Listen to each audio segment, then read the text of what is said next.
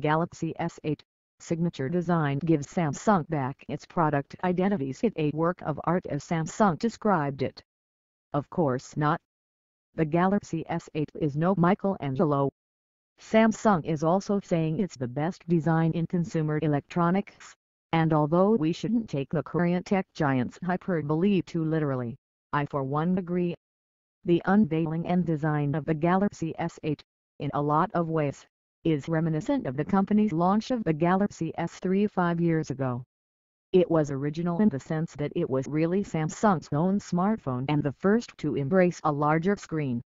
While the S4 and S5 designs felt more like S3 derivatives rather than an evolution, Samsung's Galaxy S8 is definitely a step forward from its predecessors the S7 Edge and S6 Edge. Embracing the screen with Infinity Display, the Galaxy S8 and S8 Plus dual-edged wrap-around display dominates the phone. It's eye-catching and simply beautiful. The screen, now extended top to bottom with the company logo gone, takes up 83% of the phone's front. It feels like it's even more than that, but I'll take Samsung's word for it. Even from a brief glance, the side edges curve inwards more than the S7. This is likely in response to the edges protruding out too much, sometimes being inadvertently touched when using the main screen. The 18:5:9 ratio elongated screen and edges really come into play when streaming videos. I played some pre-installed demos, and the screen encircles the clip to give the impression that it is wider than it is. The wraparound display achieves more than just looking beautiful here, it's now even more immersive. Traces of Infinity-like side designs, which were praised for the launch of the S6, are gone. Company executives vowed to make the Edge design and the metalwork the Samsung signature going forward. In terms of design, no other phone comes into mind. The Infinity Display really lends the S8 made by Samsung feel. Graspable glossy metal polish. Samsung continues the glossy glass metal finish that it started with the S6. The colors in the S8 seem more settled as compared to sometimes gaudy feeling I got from the S6 and S7. It is more solemn than flashy, and the glass absorbs light well to make it reflect less, forming silhouettes rather than mirror images. It's kind of like hard metal, and makes the S8 and S8 Plus look like a Ferrari among phones, suggestive of the $900 price tag. Despite the big screen and pricey-looking metal and glass finish, the S8 is very light and sits in the hand surprisingly well. The jet black cover variation gives the feel of holding onto just the display rather than an entire phone. And the company has really stepped up in cutting the Gorilla Glass, giving it mastery over its Android rivals. For the S8, the width has been kept the same but the length is extended, making it 5.8 inches for the S8 and 6.2 inches for the S8 Plus. One concern is whether the S8 and S8 Plus will sit well in the pocket, something Apple's Infinity Plus and Samsung's own Note range took criticism for. The Bixby button. What is interesting about Bixby, more than being a virtual assistant, is that it has a dedicated physical button on the side.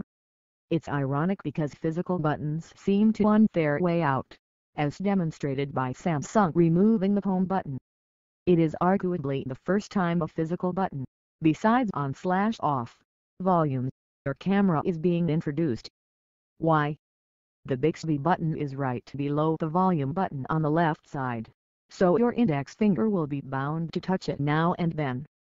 We are so used to the button configuration of the smartphone that putting the fingerprint sensor on the S8 will definitely annoy some.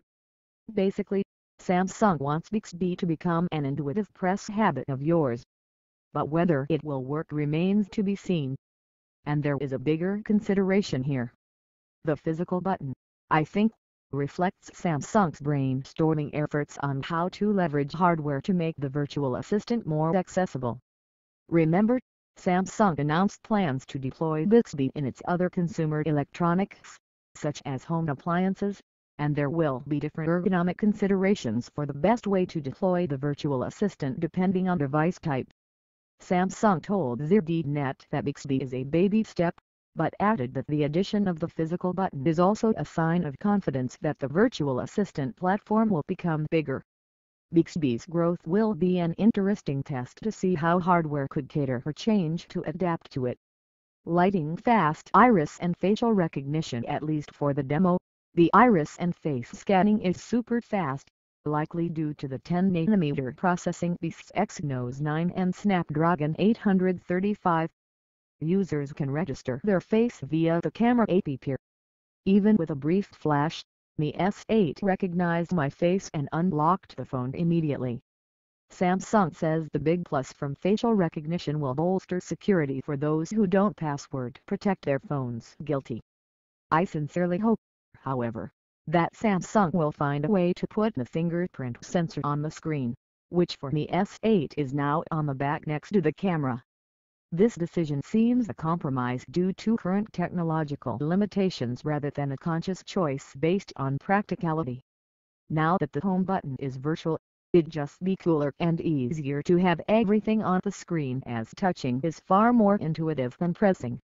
Future, all-screen specs are part of what wins consumers over, especially for tech aficionados and experts. But for the mass consumers, I think the key factor is emotional appeal based on appearance, and this is where design proves important. The S8 and S8 Plus have hit a nail on the head in this regard. This focus on design is nothing new for Samsung. The Gear S3 Classic and Gear S3 Frontier are good recent examples, as if the new Frame TV, which changes the TV into a picture frame. But now that phone specifications are nearly neck and neck among the top vendors, differentiation is hard. It's only the design factor where makers can put themselves ahead of the pack. Design is everything now. Samsung's advantage in display seems clear, and it should continue to focus on that going forward. The natural next step for the Note 8, or the S9, will be all-screen device. I can already hear Samsung's presentation announcement next year of a screen that takes up 90% of the device. It will be interesting to see if the company will make an edge top to button, but due to usability considerations, this will not be an easy decision. The company's next evolution from the wraparound display will be an interesting experiment. For now at least, it seems there's no need for a foldable